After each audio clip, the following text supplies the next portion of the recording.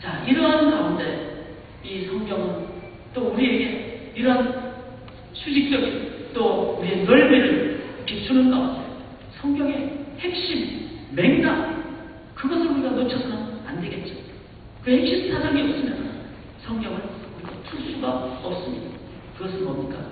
그것은 바로 이 사도행전 17장 다시 한번 보십시오. 3절, 여러분 성경을 보시고 3절을 보십시오. 3절을 보시면은 뜻을 풀어 그리스도가 해를 받고 죽은 자 가운데서 다시 살아나야 것을 증언하고 이르되 내가 너에게 전하는 이 예수가 곧 그리스도라 하니. 자, 뜻을 풀어 성경을 풀어서 성경 가지고 가는데 풀어서 그리스도가 해를 받고 죽은 자 가운데서 다시 살아날 것을 증언하고. 이게 황당한 얘기죠. 그리스도는 메시아입니다. 메시아가 해를 당한대요. 어려움을 당한대요. 그리고 메시아가 해는 죽는데요. 그러니까 이거는 황당한 얘기죠. 그때 당시 사람들. 그러니까 그렇게 죽었다가 살아나신 분이 누구라고? 예수가 곧 그리스도가. 그리스도가 바로 예수였다. 예수가 그리스도였다.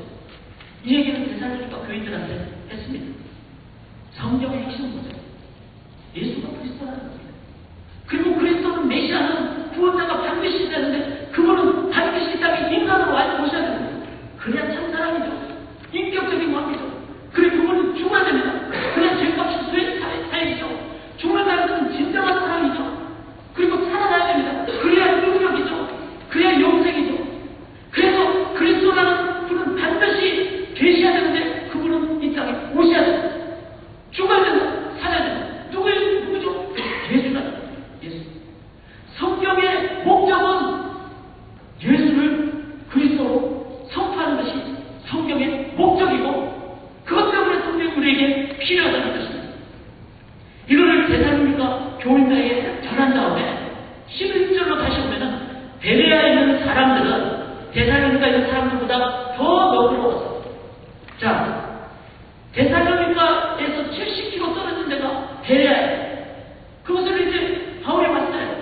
그 얘기를 들었겠죠. 베레아 사람들 듣고 그리스도가 예수라면서 예수가 그리스도라면서 그 얘기들이 그 속에 들어갔을 때 마음에 찔러적임을 받고 그랬을 때 그들이 더 부끄러워서 간절한 마음으로 말씀을 받고 즉 그들 마음속에 간절한 마음으로 그렇다 예수가 그리스도라는 것을 성경을 통해서 우리가 볼 수가 없는데 구약의 모든 제사가 다 그 이유구나 성전이 다 그 이유구나 그걸 그들이 깨달았을 때 데살로니가에 있는 교인들한테 들었던 베레아 성도님들은 70km 떨어진 그 지역의 사람들은 더 신사적이어서 이 말씀을 더 간절히 받게 됐다는 겁니다.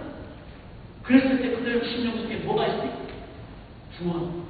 예수 그리스도를 통한 메시아가 우리를 위해서 구원하시고 그 구원의 감격에 빠지게 됐을 때 힘이라고 보십시오.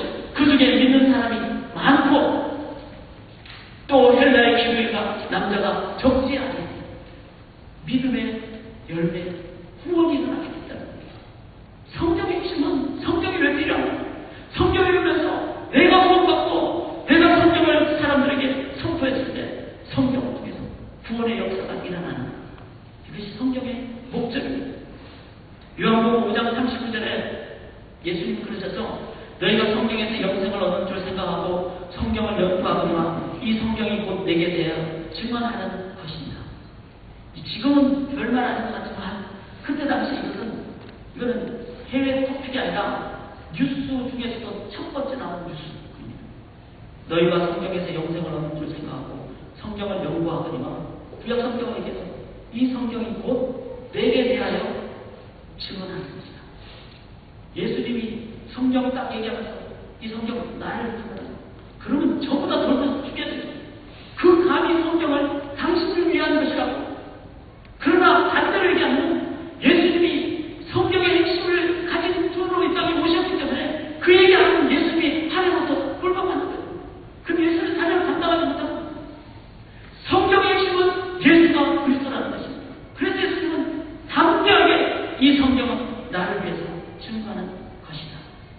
성경은 구원에 이르는 구원의 길을 제시해주는 책입니다. 켈빈이라는 사람이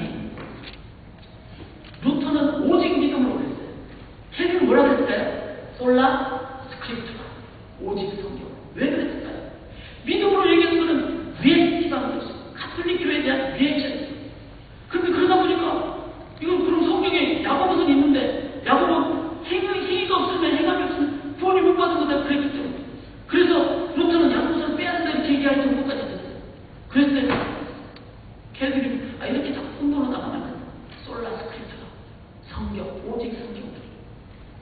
그러니까 성경으로서 그리스도를 선포하라.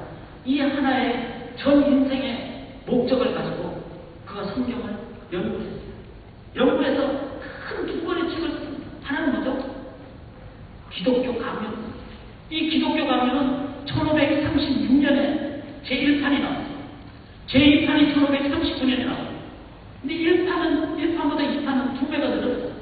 그 다음에 7판, 8판째는 1판보다 또, 그 전에보다 또 2배가 늘었어요. 이것을 무려 몇 차례나 하면 25판을 늘었어요. 켈빈이 사는 동안. 그게 뭐죠? 성경의 역동성을 얘기하는 거예요.